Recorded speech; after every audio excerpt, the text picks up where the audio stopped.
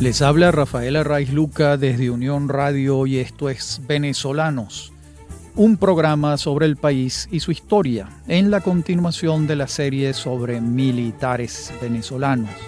Hoy con el primer capítulo de José Antonio Páez y nuestra próxima semana el segundo capítulo, serán dos. José Antonio Páez Herrera nació en Curpa, en las afueras de Acarigua, el 13 de julio de 1790 y murió en Nueva York el 16 de mayo de 1873, a la edad de 82 años. Un periplo vital asombroso, pletórico de acontecimientos que lo llevó a estar presente en la vida venezolana desde 1810 hasta 1863. Siendo el compatriota que mayor y más extendida influencia tuvo en el siglo XIX venezolano. De esto no cabe la menor duda. Sus padres fueron Juan Victorio Páez Mendoza y María Violante Herrera Jaimes. Sus abuelos paternos fueron Juan José de Páez y Luisa Rodríguez de Mendoza de la Mota. Y los maternos fueron José Manuel Herrera Guedes y Juana Jaimes de Agüero y Núñez. Sus bisabuelos paternos fueron Gabriel de Batista del Campo, de quien Juan José Páez era hijo natural, y una señora de Valencia, de la que no hallamos su nombre, y Luis Rodríguez de Mendoza y María Venancia de la Mota, habitantes de Icod de los Vinos, en Tenerife, Islas Canarias. De modo que sus bisabuelos maternos, Agustín José de Herrera y Catalina Guedes Fonseca, eran tocuyanos, como vemos, y el origen de los Páez era propiamente Tenerife, el de los Herrera, el Tocuyo. Su madre, María Violante, tuvo dos hijos de un primer matrimonio con Domingo José Suárez, de quien enviudó, y con su padre tuvo 8 hijos.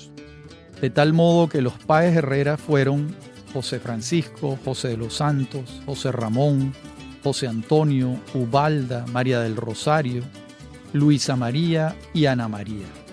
Y todos los testimonios señalan que la pareja gozó de estabilidad afectiva, pero de una marcada itinerancia. La familia vivió en Guama, San Felipe, Acarigua y Guanare. Y Juan Victorio Páez era un funcionario del estanco del tabaco. Y los Páez Herrera llevaban una vida sin lujos, pero tampoco cerca de la pobreza. La educación formal de José Antonio fue precaria. Las primeras letras las estudió en Guama, en casa de la señorita Gregoria Díaz. Su infancia transcurrió en su mayor parte en lo que hoy es el estado Yaracuy. De hecho, cuando tenía 17 años ocurrió un episodio que le cambió la vida. Hasta entonces su entorno había sido eminentemente agrícola, cacaotero, tabaco y pecuario, en un ambiente mestizo y con presencia marcada de canarios. Y siendo un muchacho, la madre lo envió a llamar a San Felipe para que se trasladara a Guama. El objeto del viaje era que llevase una encomienda de dinero a Cabudare.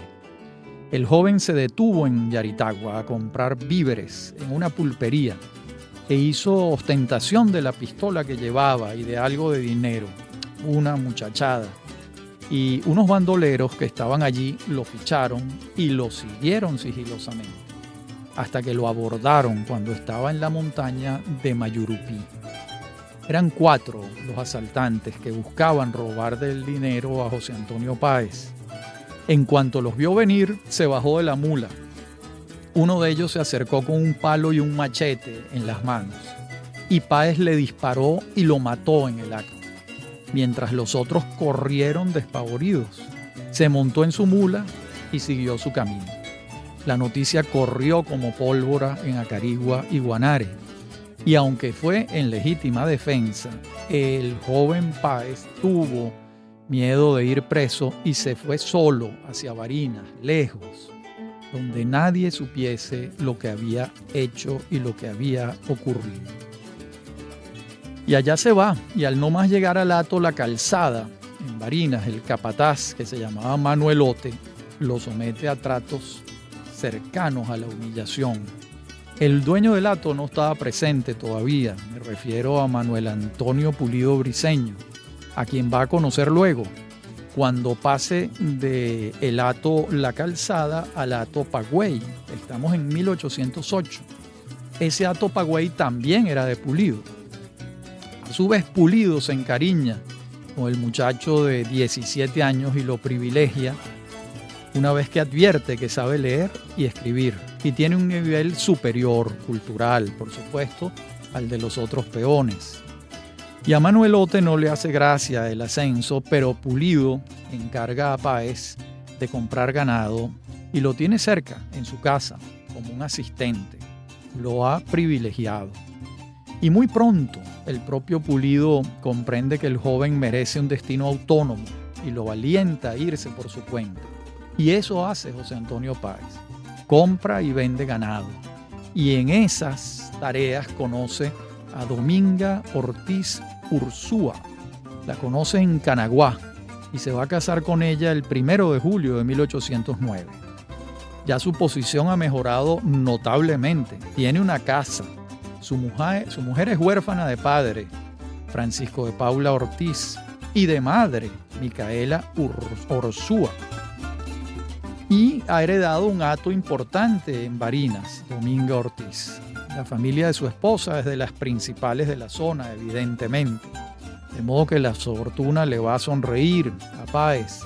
Y atrás quedan las vejaciones de Manuelote, aquella suerte de iniciación en las tareas del hato, el dominio de las bestias, el cruce de los ríos a nado y el hacerse un jinete excepcional. Vista a la distancia, aquella fue la iniciación del héroe que va a surgir después. De la unión con Dominga Ortiz nacieron Manuel Antonio, María del Rosario, María Antonia y Hermenegildo Páez Ortiz. El primero se casó con Soledad Lovera Paul, la segunda con Juan de las Llamosas, la tercera con José Felipe González Baptista y al cuarto no se le conoció esposa. Dominga, por su parte, reconoció a Ramón Ricaurte como hijo de Páez, con Margarita Ricaurte.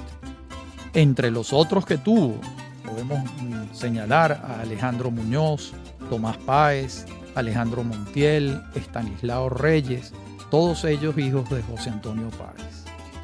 De Dominga se va a separar en 1821, cuando conoce a Bárbara Nieves, con quien tendrá dos hijas, Úrsula y Juana, y un varón, Sabás Páez Nieves. Juana casó con José María Francia Palacios, un pariente de los Bolívar, Palacios por supuesto, y Sabás con Sofía Travieso Salgar. Úrsula no contrajo matrimonio, que sepamos. Y Bárbara Nieves fallece en 1847 y Dominga Ortiz en 1875. Es muy probable que Páez haya tenido otros hijos naturales de los que no se tienen noticias. Bueno, evidentemente la procreación no fue un problema para el Catire Páez, como lo apodaban, al igual que usaban el mote de El Taita para designarlo sus soldados. Y después de los sucesos del 19 de abril de 1810 en Caracas, diversas provincias se suman a la causa, entre ellas Barinas, donde Manuel Antonio Pulido forma un ejército y Páez se incorpora, a solicitud de Pulido, a un escuadrón de caballería. En su autobiografía, Páez equivoca el año del desembarco de Monteverde, ya que lo apunta en 1813 y fue en 1812, lo que crea una confusión en la secuencia de los hechos. Él dice haber estado hasta 3 meses antes de la llegada de Monteverde en el ejército de Pulido, es decir, diciembre de 1811, ya que Monteverde llega en marzo de 1812 y en verdad el año en que Páez está atendiendo sus negocios en Canaguá es 1812, cuando le han autorizado retirarse con el grado de sargento primero. En 1813 estaba Páez en sus asuntos ganaderos cuando lo mandó a llamar el jefe realista Antonio de Tíscar y Pedrosa para que se incorporara a su ejército. Va a su casa y Tiscar lo designa capitán de los ejércitos del rey de España. Y entonces Páez pide permiso para ir a su hato en Canaguá antes de incorporarse. Sale de la casa de Tiscar y se suma al ejército de Pulido, que va a tomar Barinas, con rango de capitán. Estamos en 1813, en octubre, cuando Pulido le ordena ir contra el realista Miguel Marcelino y lo derrota en el sitio de las Matas Guerrereñas. Y cuando regresa a Barinas recibe carta que señala que ésta ha caído en manos de los realistas. Pasa la noche en el hato de la Calzada de Pulido y parte en la mañana hacia Guasdualito, pero los suyos no le acompañan. De esta soledad se entera Manuel Pacheco, el jefe realista de Canaguá, y lo invita a regresar. Páez acepta y cae preso en diciembre de 1813 en manos del comandante Antonio Puy, quien acaba de ser designado en la zona y hace presas a 115 personas. Y gracias a una confusión nocturna, los carceleros creyeron que el grupo que había venido a liberarlos era inmenso, cuando no lo era, y abandonaron a los presos y se fueron corriendo. Páez, al recobrar la libertad, se fue a su casa en Canaguá. En la próxima parte del programa seguiremos con todo este periodo inicial de la formación de Páez como guerrero. Ya regresamos.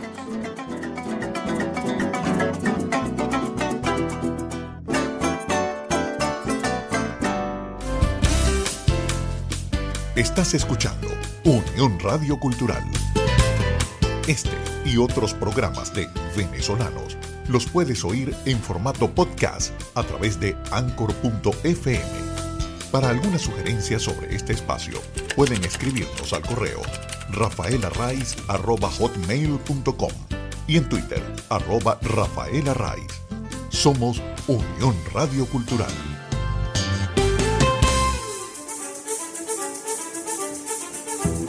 Usted escucha Venezolanos. Somos Unión Radio Cultural.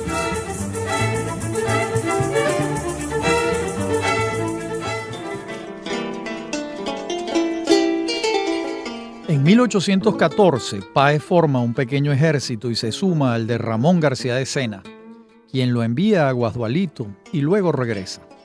Páez sigue la campaña con García de Sena hacia Mérida y está allá hasta mediados de año, cuando se incorpora al ejército de Rafael Urdaneta. Pero Urdaneta no lo distingue como Páez aspiraba y Páez se va. Lo acompaña hasta Bailadores y toma el camino hacia los llanos de Casanare, en Nueva Granada. Se suma al ejército de Francisco Olmedilla en octubre de 1814. Y el 29 de enero de 1815 está Páez en Guasdualito al frente de un grupo de soldados a las órdenes de Olmedilla y derrotan al jefe realista Manuel Pacheco. Olmedilla se retira a Vichada y le entrega el ejército a Páez. Luego recibe órdenes del gobernador Solano en Casanare de hacer preso a Olmedilla por desertor y entregarlo en Pore. Y eso hace Páez. A finales de 1815 está en Casanare a las órdenes del general Joaquín Ricaurte, cuando de la Calzada invade. Entonces tiene lugar la batalla de Chire, donde Páez se distingue notablemente después de superar un ataque de epilepsia, narrado en su autobiografía. Voy a citar lo que dice Páez. Al principio de todo combate, cuando sonaban los primeros tiros, apoderábase de mí una violenta excitación nerviosa que me impelía a lanzarme contra el enemigo para recibir los primeros golpes. Lo que habría hecho siempre si mis compañeros, con grandes esfuerzos, no me hubiesen contenido, pues dicho ataque me acometió antes de entrar en el combate de Chire, cuando ya me había adelantado y tendido encuentro con la descubierta. Esta batalla, fin de la cita, esta batalla y la derrota de la Calzada marcaron el inicio de la buena fama de guerrero del entonces comandante Páez. Estamos en enero de 1816 y alentado por la victoria de Chire, enfrenta a los realistas de Vicente Peña y los vence. Por su parte, Ricaurte regresa a Casanare y Páez queda del otro lado del río, en Venezuela. Y el 16 de febrero, en Mata de la Miel, vence al coronel Francisco López en un combate nocturno. Y al amanecer, la victoria patriótica era evidente. No solo fue sustancial la cantidad de pertrechos de los que Páez se adueñó, sino que se hizo de 3.000 caballos de los realistas, lo que le dio un nuevo aire a su ejército. Con la hazaña alcanzaba el grado de teniente coronel y daba un paso más en su autoritas sobre la tropa. Ya se expandía el fragor de la leyenda de José Antonio Páez. Luego vuelve a vencer a Francisco López en el Paso del Frío y se desplaza a Arichuna. Allá está el 16 de septiembre, cuando el célebre Motín de Arichuna, referido por mí en mi libro Venezuela 1728-1830, Guipuzcoana e Independencia. Voy a referirles lo que digo. El ejército patriota de la pequeña República de Casanare está al mando de Francisco de Paula Santander y han elegido a un presidente, Fernando Serrano. No obstante, el liderazgo natural de los llaneros lo tiene Páez y la tropa decide elegirlo para comandarla. Antes que el motín pase a mayores, Santander inteligentemente reconoce el mando de Páez y se coloca a sus órdenes, al igual que Manuel Serviés y Rafael Urdaneta. Esto ocurrió por elecciones y es lo insólito, así como la actitud de Santander. Por supuesto, no falta quien diga que no tenía alternativa si quería permanecer en el ejército, pero ya hemos visto en otras oportunidades cómo el ego conduce a estos hombres por otros derroteros. Cabe preguntarse, ¿de dónde provenía la enorme ascendencia de Páez sobre la tropa y por qué Santander no la tenía? Habría que remitirse a la formación del liderazgo natural, y este señala que en este caso se constituyó con base en pruebas de fuerza.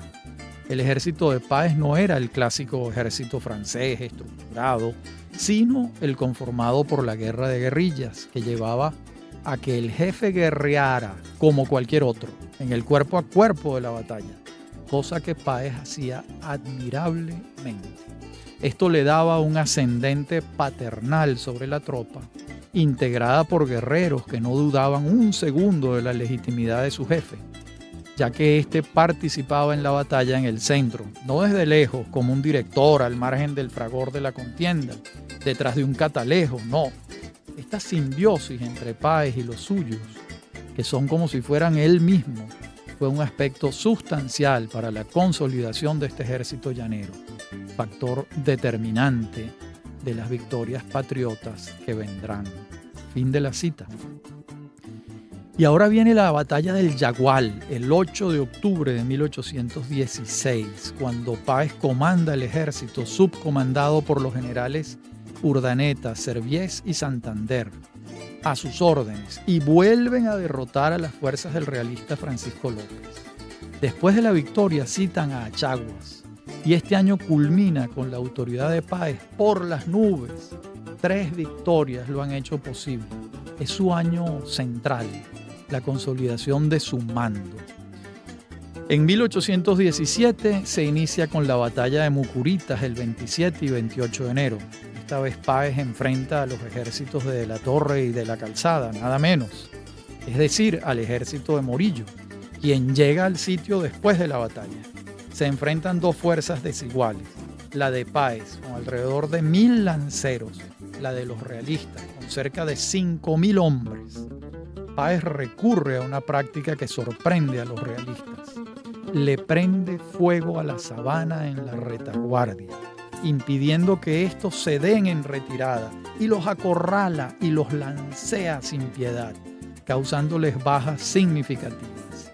Finalmente, logran escapar los sobrevivientes y se reúnen con Morillo, y entran todos a San Fernando a principios de febrero, después de una derrota. Nueva victoria para Páez. Muchos años después, Morillo escribe lo siguiente, cito: 14 cargas consecutivas sobre mis cansados batallones me hicieron ver que no eran una gavilla de cobardes poco numerosa, como me habían informado. Bueno, fin de la cita. Muy mal informado estaba Morillo. El año avanza con 3 combates menores de los que se sale victorioso el ejército de Apure de Páez, en San Antonio de Apure, en el Paso de Apurito y en el Paso de Utrera. En agosto toma Barinas.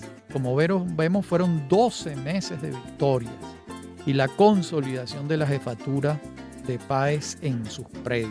No podía realmente pedir más. Y una vez fusilado Piar en Angostura y Bolívar cavilando acerca de las posibilidades de invadir a Nueva Granada, como insistentemente le sugería por carta a Santander, se pone Bolívar en marcha hacia los llanos. Llega al hato Cañafístola y de hecho se entera Páez, quien se moviliza desde San Juan de Payara a su encuentro. Nunca antes se habían visto. El general Páez en su autobiografía da cuenta del encuentro y de la impresión que le causó Bolívar. Afirma el general Páez. Voy a leerles el retrato que hace Páez de Bolívar la primera vez que lo vio. Apenas me vio a lo lejos, montó inmediatamente a caballo para salir a recibirme, y al encontrarnos echamos pie a tierra, y con muestras del mayor contento nos dimos un estrecho abrazo. Sus 2 principales distintivos consistían en la excesiva movilidad del cuerpo y el brillo de los ojos, que eran negros, vivos, penetrantes e inquietos. Tenía el pelo negro y algo crespo, los pies y las manos tan pequeños como los de una mujer, la voz aguda y penetrante. Formaba contraste, repito, la apariencia exterior de Bolívar, débil de complexión y acostumbrado desde sus primeros años a los regalos del hogar doméstico, con la de aquellos habitantes de los llanos, robustos atletas, que no habían conocido jamás otro linaje de vida que la lucha continua con los elementos y las fieras. Puede decirse que allí se vieron entonces reunidos los 2 indispensables elementos para hacer la guerra: la fuerza intelectual que dirige y organiza los planes y la material que los lleva a cumplido efecto. Fin de la cita. Páez reconoce la jefatura de Bolívar y le pone a disposición su ejército, que junto con el que sigue al Libertador alcanza a los 4.500 efectivos. Será la primera vez que Páez batalle bajo las órdenes del mantuano caraqueño. Van juntos a Calabozo y dan la batalla el 12 de febrero. Luego están juntos en la batalla del Sombrero, donde no logran abatir a Morillo. Bolívar le ordena a Páez tomar el sitio de San Fernando de Apure en marzo. Luego lo envía para San Carlos y el 2 de mayo tiene la batalla de Cojedes, donde Páez derrota a De la Torre y regresa a su cuartel general en Achaguas. Y Bolívar regresa de Angostura a San Juan de Payara y vuelven a juntarse los 2 ejércitos. Y después el Libertador regresa a Angostura a la inauguración del Congreso, el 15 de febrero de 1819. Antes asciende a Páez a general de división el 20 de enero. Tiene 29 años. Bolívar regresa a Apure en marzo y se junta con Páez de nuevo. Es evidente que el ejército de Apure es la columna vertebral de la fuerza patriótica. Por su parte, Morillo comienza el año buscando a Bolívar y reúne su ejército en el centro del país con la intención de retarlo en los llanos. Páez abandona San Juan de Payara y cruza el Arauca. Morillo también lo cruza y va a su encuentro. Morillo está en Achaguas el 8 de marzo. Bolívar, Anzoátegui y Páez se juntan en Cunaviche el 11 de marzo. El 28, Bolívar y Morillo están con sus ejércitos a cada margen del Arauca. Páez convence a Bolívar de que lo autorice para cruzar el río con 150 lanceros. Bolívar acepta y Páez pasa el río y avanza a galope hacia el campamento de Morillo. Este dispone a 1.200 hombres que les corten el paso, y cuando Páez los ve venir, implementa su plan y retrocede. Se deja perseguir hasta que regresa al grito de "vuelvan caras", y se lanza sobre el enemigo. Los realistas, desconcertados, son lanceados con furia por los llaneros y para colmo, en la retirada aparatosa van atropellándose a sí mismos y causándose estragos hasta que se refugian en los bosques de las inmediaciones.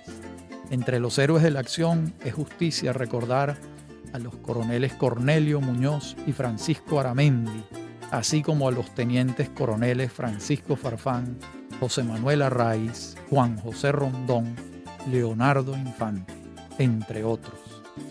En la próxima parte del programa veremos lo que dice Bolívar de esta hazaña en las queseras del medio. Ya regresamos.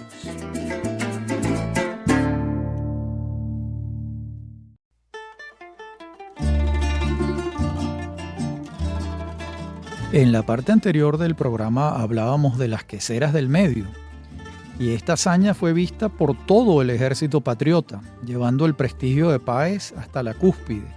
Bolívar redacta una proclama consagrando a los 150 como héroes. Por su parte, Morillo se retira hacia Chaguas, mientras Bolívar lo hace hacia Caujaral. Desde allí le ordena a Urdaneta navegar hasta el Arauca por el Orinoco, con las legiones extranjeras que ya han llegado, las británicas realmente. Después de tantos intentos, Bolívar se convence de que no podrá llegar a Caracas, ya que no es posible derrotar al ejército de Morillo. Entonces, muy pronto la vanguardia de Santander en Casanare va a tener compañía. La hazaña de las queseras del medio fue ensalzada por Bolívar en su proclama a los vencedores en las queseras del medio, dada el 3 de abril de 1819 en el cuartel general de los Potreritos Marreñeros. Y afirma lo siguiente. Esto dice Bolívar en su proclama. Soldados, acabáis de ejecutar la proeza más extraordinaria que puede celebrar la historia militar de las naciones. Fin de la cita. Lo que resta de 1819 y todo 1820, Páez lo emplea en varias tareas, como él mismo las explica en su autobiografía. Él dice, casi todo el año 20 se pasó en reunir y disciplinar reclutas, empotrerar caballos, coger y castrar toros y ponerlos en dehesa para tener reses cuando el ejército abriera la campaña y enviar armas para la Nueva Granada. Bolívar le ordena a Páez avanzar desde Apure hacia el centro. Ambrosio Plaza ocupa Barinas. Antes de movilizarse también hacia el centro. Vamos hacia la batalla de Carabobo. Bermúdez inicia su famosa diversión, es decir, marcha hacia Caracas de manera tal de ocupar a parte del ejército realista en defenderla, mientras los ejércitos patriotas avanzan hacia Carabobo. Urdaneta toma Barquisimeto y avanza hacia San Carlos. Bolívar busca que los realistas se concentren en Carabobo. Finalmente, ambos ejércitos están listos para la batalla al amanecer del 24 de junio de 1821. No es necesario describir la batalla. Se ha escrito mucho sobre este episodio. En el Estado Mayor General, además de Bolívar, están Pedro Briceño Méndez, Santiago Mariño y Bartolomé Salón. Los edecanes del Libertador están presentes. Diego Ibarra y Daniel Florencio Oliri, entre muchos otros. El ejército consta de 3 divisiones. La primera con Páez al frente. La segunda con Cedeño. La tercera con Plaza. Los batallones y brigadas están al mando de Ferriar, Conde, Rangel, de las Heras, Flegel, Gravete, Manrique, Sandés, Vélez, Uslar y Arguíndigue. Murieron en combate Cedeño y Plaza, Pedro Camejo, Bruno, Oliveira y Arias, Ferriar y Scott, Mellao y Valera. Y heridos de gravedad Arraiz, Abreu de Lima y Martín, entre otros. Al frente del ejército realista está De la Torre, con Morales y Montenegro Colón. La mayoría de sus soldados son venezolanos. De los que llegaron en 1815 con Morillo, quedan pocos. Suman 5.000 hombres, mientras el ejército patriota, más. Aunque las cifras varían de autor en autor, el número está cerca de los 7.000 efectivos.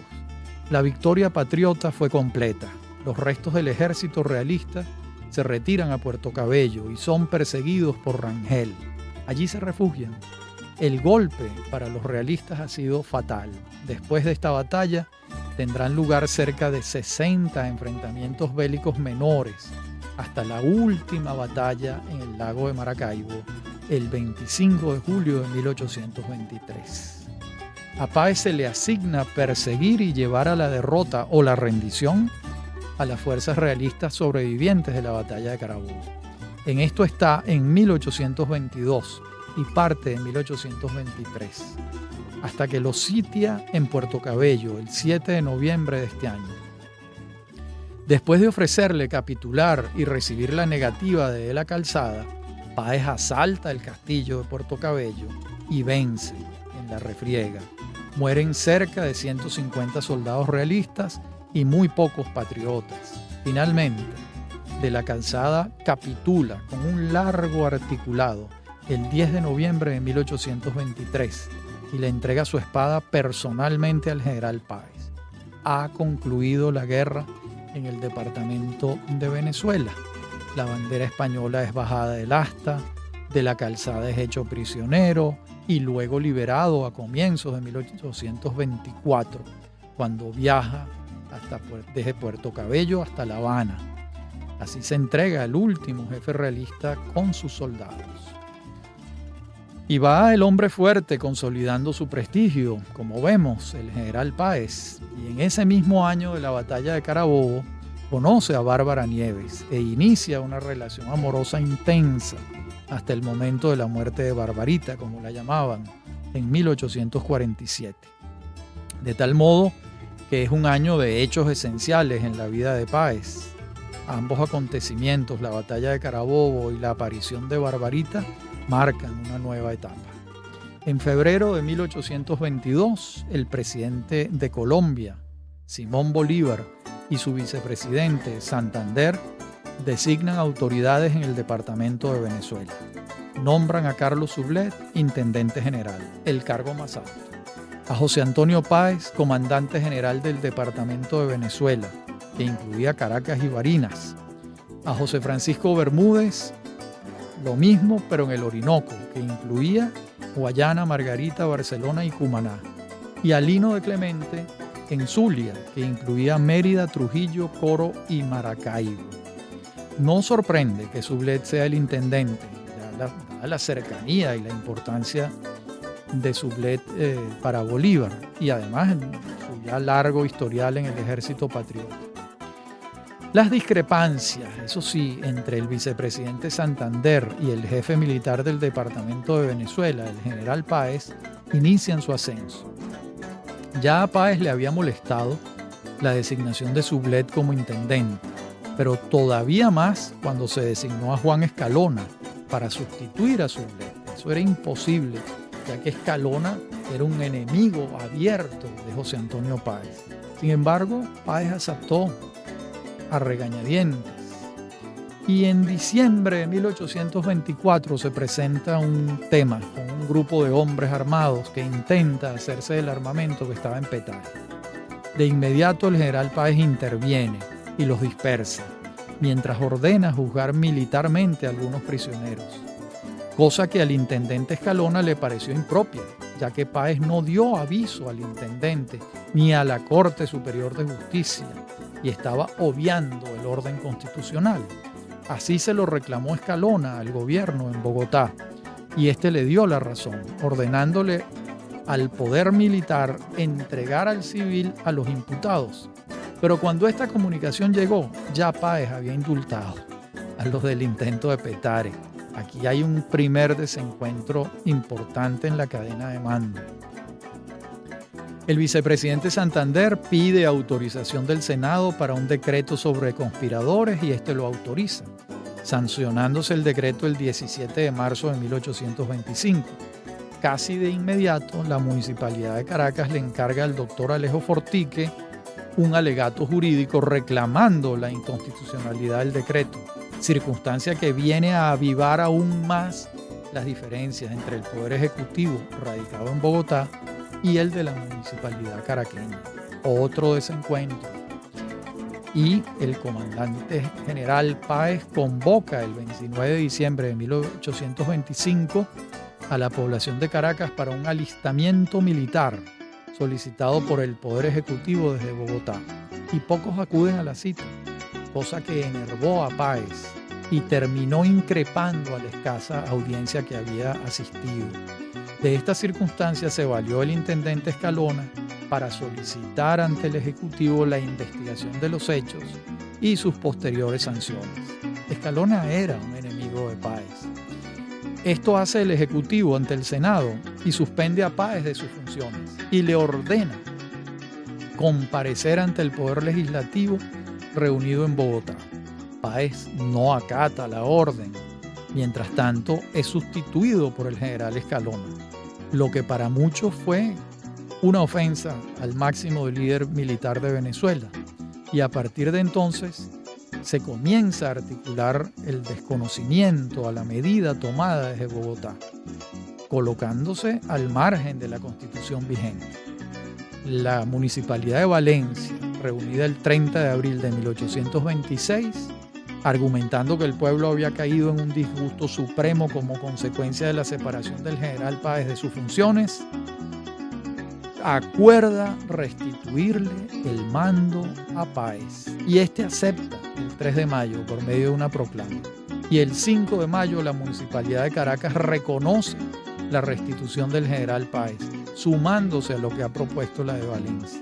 Estos hechos, que el pueblo denominó la cociata, fueron de suma importancia, ya que en la práctica significaban el desconocimiento del Poder Ejecutivo radicado en Bogotá y el desconocimiento del texto constitucional. En la última parte del programa veremos hacia dónde van estos hechos. Ya regresamos.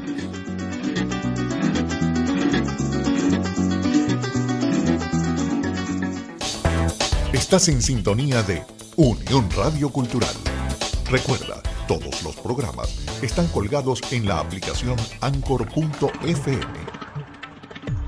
Este programa, Venezolanos, lo puedes volver a escuchar los sábados a las 10 de la noche y los domingos a las 10 de la mañana. Somos Unión Radio Cultural. Tenemos variedad, salud, cultura, gastronomía, tecnología. Somos Unión Radio Cultural.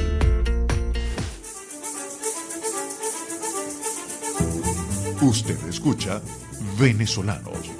Somos Unión Radio Cultural.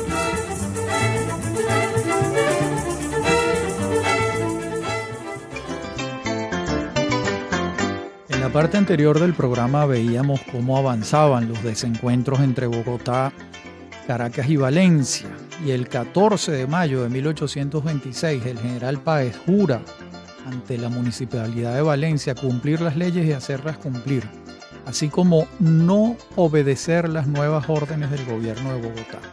Cita textual. El 29 de mayo, en sesión solemne de la Municipalidad de Caracas, juran ante Páez, ahora jefe civil y militar, las nuevas autoridades del Departamento de Venezuela: el general Santiago Mariño, segundo jefe militar; el doctor Cristóbal Mendoza, intendente; el doctor Suárez Aguado, provisor y vicario capitular; y el doctor Francisco Javier Llanes, presidente de la Corte Superior de Justicia. La autonomía del Departamento de Venezuela siguió manifestándose y una asamblea popular reunida el 5 de noviembre de 1826 en la iglesia de San Francisco en Caracas solicita mediante voto popular que se instaure, voy a citar, el sistema popular representativo federal, como se haya establecido en los Estados Unidos de la América del Norte, en cuanto sea compatible con las costumbres, climas y particulares circunstancias de los pueblos que forman la República de Colombia. Fin de la cita. Y entonces se solicita la remisión del acta al Libertador, a quien invocan como mediador de la solicitud. Luego, a petición de Páez, se reúne otra asamblea popular el 7 de noviembre, donde se asume una posición más radical en contra del gobierno de Bogotá. Luego, el 10 de noviembre, se reúne otra asamblea popular en Valencia, y el 13 del mismo mes, Páez señala por decreto la constitución de los colegios electorales el 10 de diciembre y para el 10 de enero de 1827 la fecha de integración del Congreso Constituyente. Estas posiciones del general Páez tuvieron resistencia y muchos temían que se avanzara rápidamente hacia una guerra civil. Santander se queja ante Bolívar del desconocimiento de la Constitución por parte de Páez y le ruega que intervenga.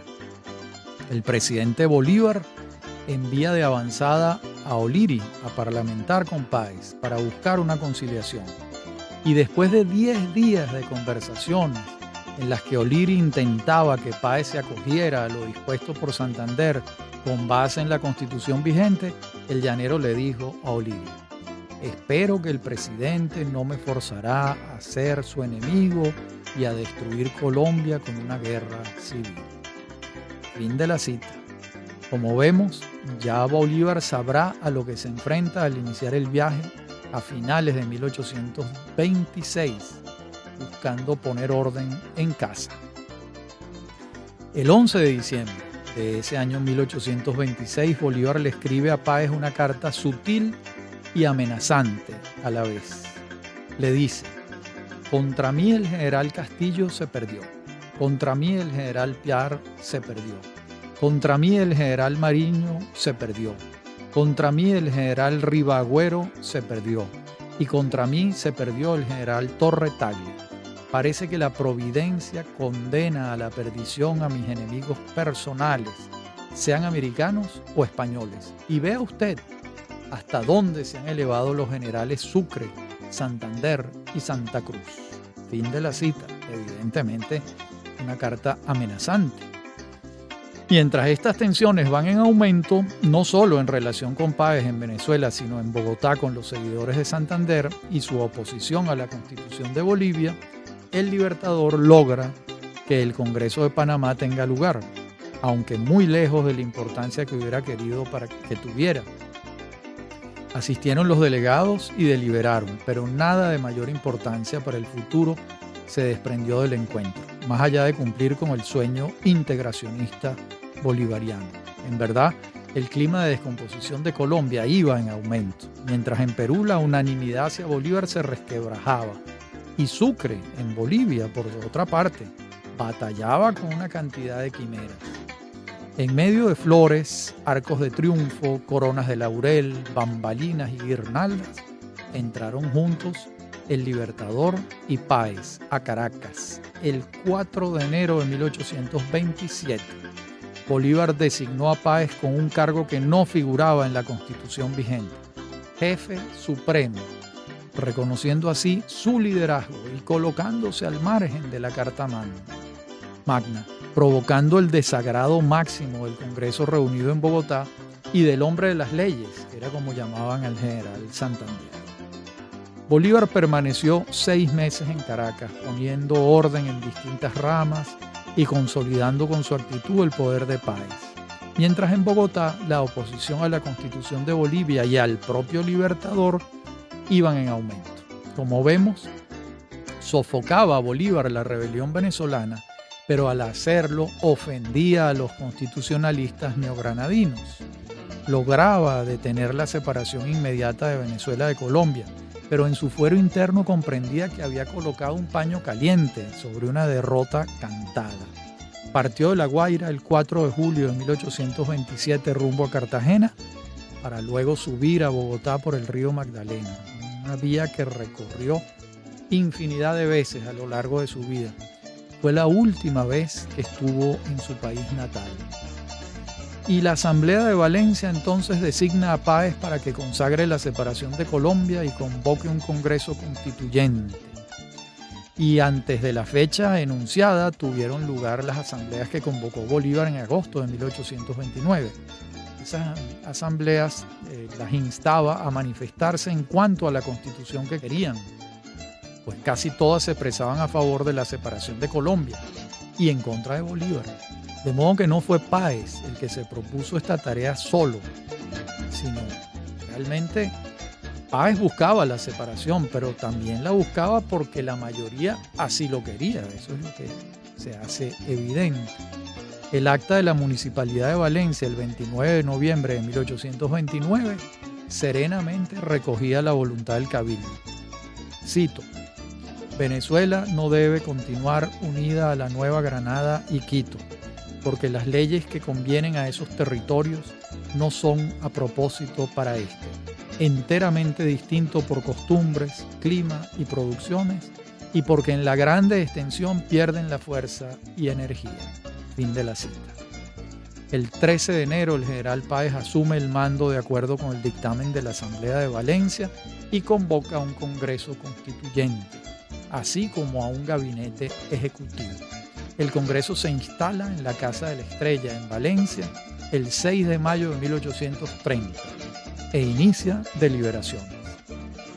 El 13 de mayo, el Departamento del Sur de Colombia se separa y declara el Estado Independiente de Ecuador al mando del venezolano Juan José Flores, de Puerto Cabello. Estas noticias las va recibiendo Bolívar en su viaje hacia la costa colombiana, derrotado y enfermo. Entre tanto, el Congreso Constituyente de Valencia continúa en su tarea y la concluye el 22 de septiembre de 1830, cuando se sanciona la nueva Constitución Nacional. Entonces se restaura la República de Venezuela, aquella que fue fundada el 5 de julio de 1811 y que se subsumió como un departamento de la República de Colombia el 17 de diciembre de 1819. Para entonces, la experiencia constitucional se fundamentaba en las Cartas Magnas de 1811 en Caracas, 1819 en Angostura y 1821 en Cúcuta. Las deliberaciones del Congreso Constituyente no condujeron a una vuelta al federalismo en 1811, pero tampoco al centralismo extremo en 1819. Se redactó una constitución que tenía de ambas improntas. Luego, el 24 de marzo de 1831, sobre la base del texto constitucional, va a ser elegido José Antonio Páez presidente de la República. Mientras se perfeccionaba el texto constitucional, el Congreso Constituyente, presidido por el doctor Miguel Peña, sancionó un reglamento el 10 de julio, mediante el cual el Poder Ejecutivo provisional recaía sobre la figura del general Páez, con la denominación de Presidente de Estado de Venezuela. A su vez, Diego Bautista Urbaneja era designado vicepresidente. Así, venía a perfeccionarse un mando de facto que detentaba Páez desde 1829, cuando la separación de Venezuela de la República de Colombia ya era un hecho de fuerza jurídica, aunque ya hemos visto que a partir de 1826, con los acontecimientos de la Cociata, la participación de Venezuela en el proyecto Gran Colombiano estaba seriamente resentida. El general José Antonio Páez es elegido por el Congreso de la República el 24 de marzo de 1831, dentro de los parámetros fijados por la Constitución Nacional de 1830. La capital de la República pasa de Valencia a Caracas, con lo que muchos autores interpretan que la asesoría del doctor Miguel Peña a Páez deja de ejercer su influencia. No cabe la menor duda acerca del peso del doctor Peña en el ánimo de Páez, peso que provenía de su autoridad jurídica y su conocimiento del mundo civil. Sin embargo, sería exagerado señalar que su influencia fue tan determinante como para desplazar las cavilaciones del propio caudillo llanero, que sin duda las tenía. Así como tampoco los consejos de Carlos Sublet fueron acogidos en su totalidad por Páez. No hay que olvidar que Páez, que a sus 42 años se acercaba a la madurez, ya contaba con años de entrenamiento en los asuntos de la política. Hasta aquí nuestro programa de hoy, este primer capítulo. Habla para ustedes Rafael Arraiz Luca, y esto es Venezolanos, un programa sobre el país y su historia. Me acompañan en la producción Inmaculada Sebastiano y en la dirección técnica Fernando Camacho y Giancarlo Caraballo. A mí me consiguen en mi correo electrónico rafaelarraiz@hotmail.com o en Twitter @Rafael Arraiz. Hasta nuestro próximo encuentro paecista de la semana que viene.